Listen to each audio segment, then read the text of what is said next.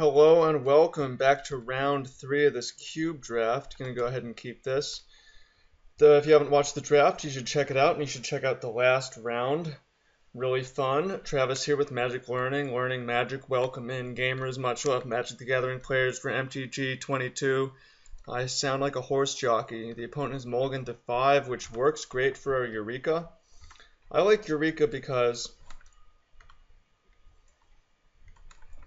it makes for short games. It's not that I don't like playing Magic. I love playing Magic.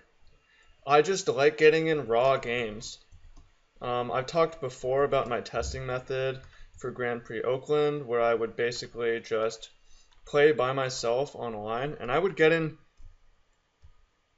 3 games a minute. That sounds 3 games a minute. Can you imagine that? It sounds insane. It sounds like crazy talk. 3 games a minute, bro. Yeah, right. What does that even mean? It means you shuffle by pressing Control S. Well, the point is, I'm just relatively, I can be impatient. Yeah, so I mean, for instance, if I played Magic for an hour, I would probably rather play 6 games than 1 game, and I guess that can be the question. The last couple videos I didn't have a question. So this is about impatience versus patience. I've been talking about Ty Lopez or whatever, but he believes in you should be impatient in getting started and patient about sticking with it. Start like you are going to die tomorrow and stick with it like you're going to live forever. Impatiently patient.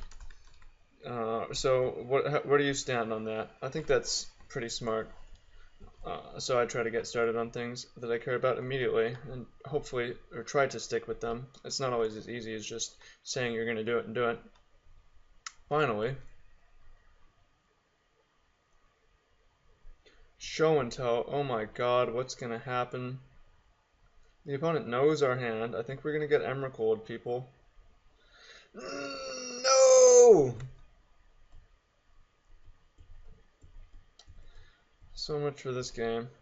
Ulamog, not Ulamog.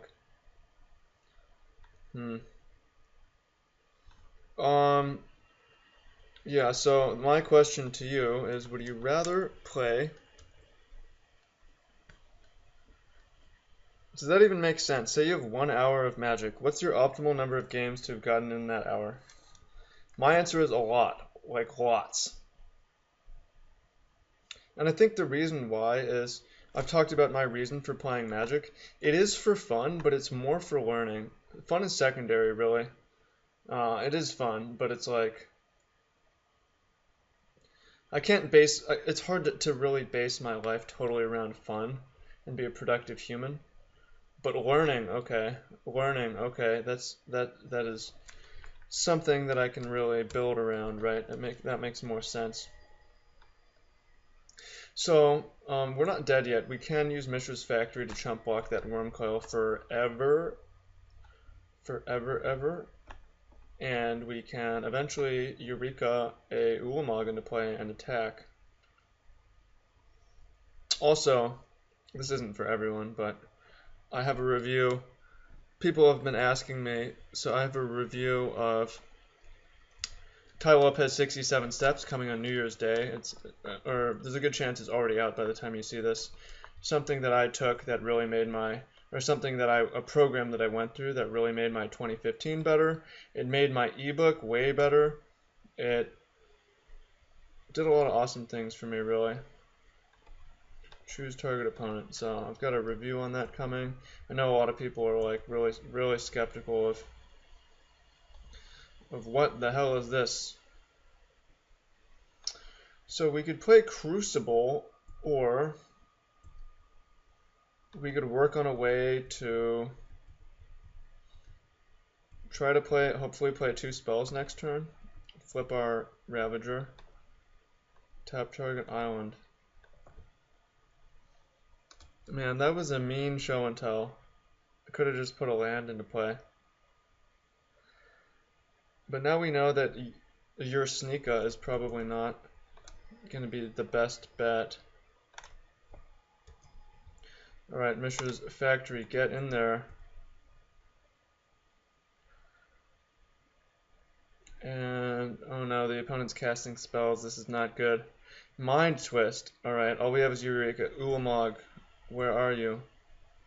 Well, that's why we should have had the Crucible in play by now. I will give it one more draw step. And then give it the old Scooperoo. F6U. Bring it on. Take 9. Top deck, come on. Ulamog, one time. Sundering Titan.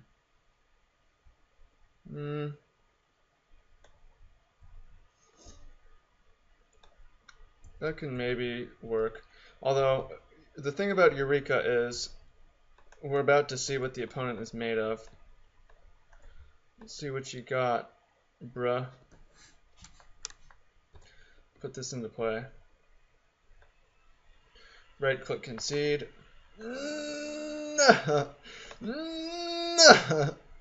GG. Elish, Norn, and Sower of Temptation show up to the party. Okay, so we know that Eureka is coming out of the deck. I like Ulamog because the opponent is on whatever. From your graveyard, Unburial Rites. From your graveyard, Buried Alive. Vindicate, Staff. We don't have any way to really, or we don't have a lot of ways to kill those Dragon Lords. We could bring in Vindicate, which is basically uncastable. I guess it's either a Staff or a Deranged Hermit. I'm going to go with the Hermit. Or a Ponder. It didn't draft much of a sideboard with this one. Okay, back for potentially the final game of this. I'm going to go ahead and keep this and mess with the opponent's mana. I'm going to lead with a Mutavault, and then I'm going to give him the good old Strip Mine into the good old Rishadan Port. Not really a huge fan of Tanglewire, the card, actually. It's pretty humorous when it works, but a lot of the time it just doesn't work. Okay. Come on, Mana Screw. Well, the good news is we could one day cast Deranged Hermit.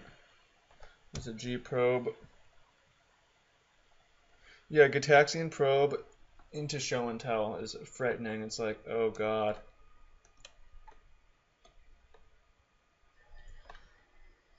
Rishadan Port.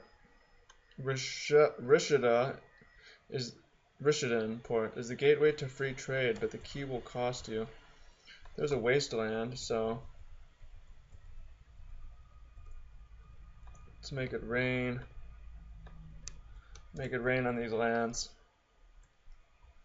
Fight off your, what is this name? ... Fight off your demons. I like it. Inspirational. Oh, the opponent only has the one land. That's unfortunate. Alright, I'm hoping they top deck a non-basic and they're like, oh, I can cast something. Nice. And then we're like, nah. Ah, it's an island. That's annoying. We can always top deck a Crucible.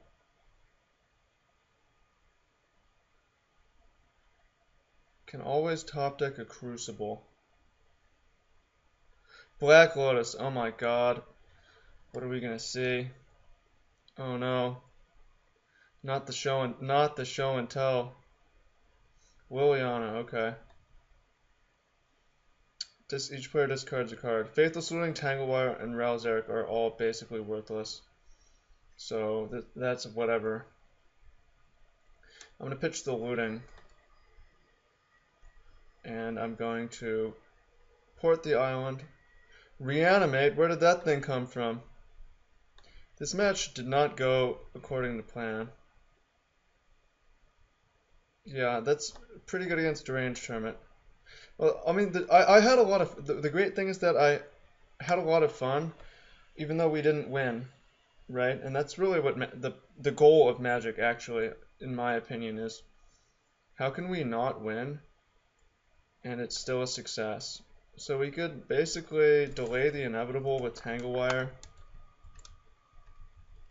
but that's not really leading into anything. Port that. Right, that's the goal with Magic, is to find a way for it to be fun, productive, entertaining, learning oriented, even when you get you absolutely get kicked in the skull. There's a forest. So we cast Deranged Hermit, which is not the best against Elish Norn.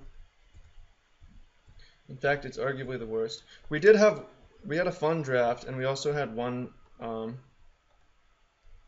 we had that one turn, we had the turn two Lodestone Golem against the White Greeny player, so it was fun anyways.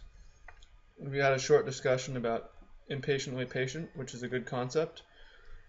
And I want to hear from you again. Ooh, am I like 1, 2, 3, 4, 5, 6? Oh no, this is gonna ultimate. Alright, I concede. Yeah, so let me know, just curious, where you stand on the Impatiently Patient scale. The idea is to be impatient about getting started and patient about sticking with things. But I'm also curious what your optimal number of games per hour is. And again, mine is lots.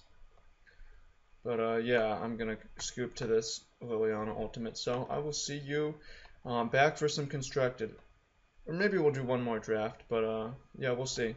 And again, if you haven't got it yet, I put out the first chapter of the ebook for free. And there's a link to that below, and also you should get in the Facebook group if you're not already in there. And thanks to our patrons for supporting us, and that's everything. So take care, much love, see y'all later.